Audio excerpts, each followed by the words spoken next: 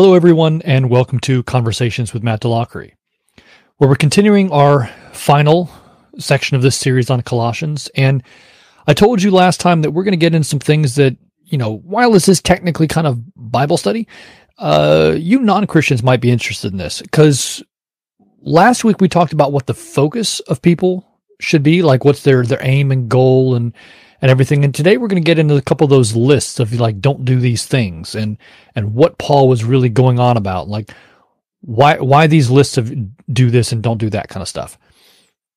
So briefly to recap from last week, just a few seconds to remind you where we're at. Paul was talking about the focus that people are supposed to have. You're supposed to have a heavenly focus rather than an earthly focus. And what we saw that meant was it's about understanding what your purpose in this world is. It's not about getting through your day-to-day life.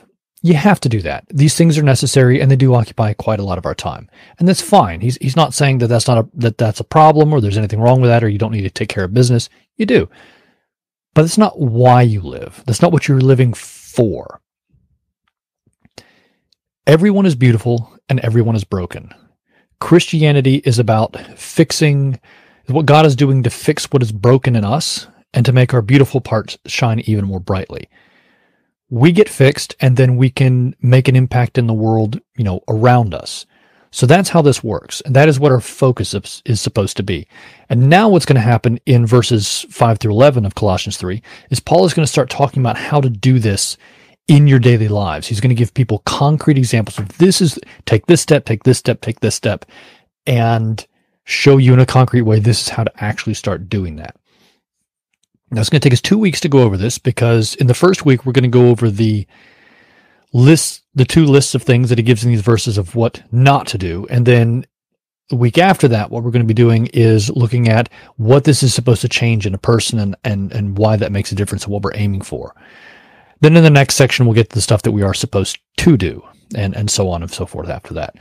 So let me read these verses real quick, and then we'll talk about these lists. Paul says, "Put to death, therefore, what is earthly in you, sexual immorality, impurity, passion, evil desire, and greed, which is idolatry. Because of these, the wrath of God is coming. In these you too once walked when you were living in them, but now you must put them all away: anger, wrath, malice, slander, and obscene talk from your mouth. Do not lie to one another, since you have taken off the old man with its practices, and have put on the new man, which is being renewed in knowledge after the image of its creator. Here there is not Greek and Jew, circumcised and uncircumcised, barbarian, Scythian, slave, free, but Christ is all in all." Now we're just going to talk about the first half of these today, and specifically just the two lists of things that you're not supposed to do that are in these. So let's start with the first one. The things that are listed are sexual immorality, impurity, passion, evil desire, and greed, which is idolatry. And the text actually says which is idolatry. That's not me. So the first four of those, sexual immorality, impurity, passion, and evil desire, those are all various forms of sexual sins. And it's not really necessary to define those anymore, exactly for our purposes here. You just need to know that those are sexual things that Paul says don't do these things. So one general note about a list like these, and then we're going to get into trying to define what each of these are and what they're all about. First of all, this is not like a Christian list of rules, like it's, I want you to obey all these rules, do these things, don't do those things. This is a very common practice in the ancient world. Lists of morals were normal, and all sorts of religious groups and philosophers who were not actually that far away from religions in the ancient world. That's a bigger topic. But all sorts of people who said this is how you should live would give lists of things to do. And it's not because it's so much about following rules. It's about trying to describe the way they see the world. So there's a Western way of doing things, and there's an Eastern way of doing things, or explaining ideas. Imagine I tried to explain to you what good art was. Well, there's a couple of ways I can do that. I can talk about the importance of beauty. I can talk about symmetry. I can talk about lighting and composition and all the different elements that make up good art and try to define it. That's a very Western way of doing things. A more Eastern way of doing things would be to take good art, stuff by, Michelangelo, Leonardo, and all the other Ninja Turtles, and just start showing you, here's good art, here's good art, here's good art, here's good art. And you sort of, after a while, get a feel for like, okay, this is what good art is. So there's a Western way of sort of defining things. And then there's an Eastern way of just giving you a feel for something and so you can get used to the idea of what this looks like. So there's two different ways of going about something. And that's what these lists are meant to do. It's not trying to define, do these, don't do these. It's an Eastern way of saying, get a feel for this is good morals, this is bad morals, these are things you do, and these are things you don't do. So that's what's going on here. The other thing that's happening is that these, especially this first list, is actually sort of a progression. And what I want to do is I want to start with a final term in there, idolatry, because greed is defined as idolatry. We're going to start with idolatry. We're going to work backwards to the sexual sins at the beginning. So idolatry is, I think, the key here to understanding what all this is, how this ties in with the theology, because we've been going off on all kinds of theology for the whole letter and all of the many episodes we've talked about things prior to this. And the question is, how does all of this moral stuff, how we're supposed to live, actually tie back into theology and stuff that we've learned about God and why Christianity is better than the alternative at Colossae, and Paul would argue better than any other alternative worldview anywhere at any time. Why? Well, the starting point for Christianity is because it's true. And that's what Paul bases his argument on. He says Christianity is in fact true. God is, the Christian God, Yahweh, the God of the Old Testament, who is revealed in Christ, is the true God. And because he is the true God, then he belongs in top spot. Number one, first place, because he's real and he is in fact God. And if you created the heavens and the earth, I think that makes you number one. It's kind of hard to see how anybody else could claim anything more than that. But that's another conversation. But if you create it all, then you're numero uno. So everybody else is underneath this. And there we get into idolatry. Idolatry is putting anyone or anything in God's place who doesn't belong there. So if you make an idol of another god, like, Israel got accused of all the time in the Old Testament, if you put another god in God's place, that's idolatry. Because God belongs here, not some other lesser god, some lesser spiritual being or fake god or anything else. Nothing else belongs up here because this is where God is. Everything else is lower. Now, in this passage, what's happening is Paul is saying, you Colossians are making yourselves gods. You are putting yourselves in the top place, and you are actually turning yourselves into your own idols. And he describes greed as idolatry. So when you look at greed, it's not too difficult to see how this is happening. A greedy person is someone who takes more than they need, more than they have to do what they need to do for no other purpose than to just have more, or to be able to have more, better, to be above someone else. They're promoting themselves. They are taking more for themselves at others' expense.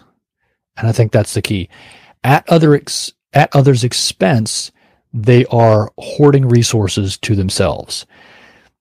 And we see examples of that still today. It's not like there's stopped being greedy people in the world. That's an all-time thing because people are like that. And this is idolatry because what you're doing is you're putting yourself up higher, up above everybody else because you see yourself as more important, better. You are turning yourself into your own idol. You are turning yourself into your own God, if you will. You are the objective good or goods or God that needs to be served, worshipped, catered to. You're like the tyrant king who views his subjects as people who exist to serve and to please him, rather than viewing yourself as being a good king who sees his position as one of power to help others, to make his people's lives better, to make the world better. It's, do you see your position as existing to help others, or do you see others as existing to make you happy? And this is a big difference in a personal mindset. And I don't want to get off too far into what people see and how they view themselves, but the question is, who is in the top spot? And if you perform certain actions, if you are acting in certain ways to where you are doing things at others' expense so that you feel better, then you have become your own God. And this idolatry thing, it's a very theological sort of term. We can drop the theological language and make it a little bit more easily understandable to people if we call it selfishness. And I think we all understand it's putting oneself first, above and ahead of everyone and everything else. And I think all of the other sins that you see in this list tie back into this as well and are connected to it. The sexual sins are a little bit harder to see, but if you think about it like this, it's not too difficult to see. Let me give you two things. One, if God set boundaries on the limits of of how people can or should or whatever, if God set limits on the boundaries of sexual activity on people and you ignore those and just do your own thing, you're basically telling God, I know better than you. And if God is actually God, then we're making a mistake. The second thing is, if you have sex with someone outside of a relationship that works towards the good or the benefit or for the protection of or the safety of the other person, and you're willing to take risks with that other person, financial, economic, or emotional, whatever, you are putting another person at risk for your own pleasure. And that's selfish. And even if the two of you consent to do this together, that doesn't actually solve the problem, because two people can consent to do something and still be selfish. Just by agreeing to be selfish together, you don't eliminate the selfishness. So now, whether God has placed limits on sexual activity or not is a whole other question. We're not going there. We're just assuming that for the moment, to try to understand what the root of all these sins is. So at the bottom of all this is the question of who is in first place, God or yourself? And are you putting yourself above other people or not? And selfishness really seems to be the root of all these issues. So let's take a look at the second list, because I think this will also help to make this clear. The second list of things that you're not supposed to do is anger, wrath, malice, slander, and obscene talk. And then, not technically in this list, but right afterwards, Paul talks about lying. Misleading people, telling things that are untrue. And all of these are essentially responses to what's going on in the external world that you don't like. Did somebody say or do something that you don't like, and so you get mad at them?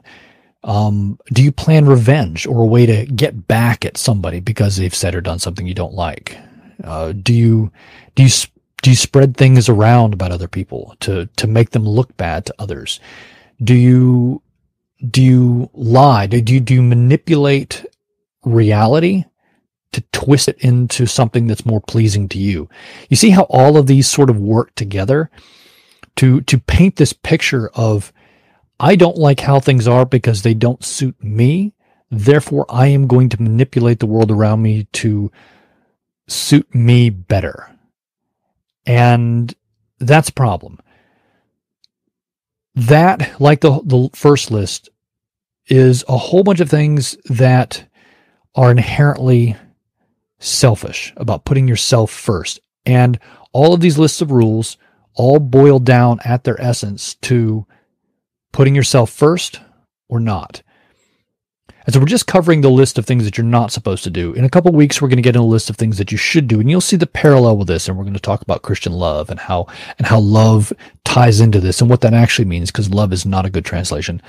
I'll explain that. This week, just know that the root of moral values, of all the bad things that you're not supposed to do, is selfishness.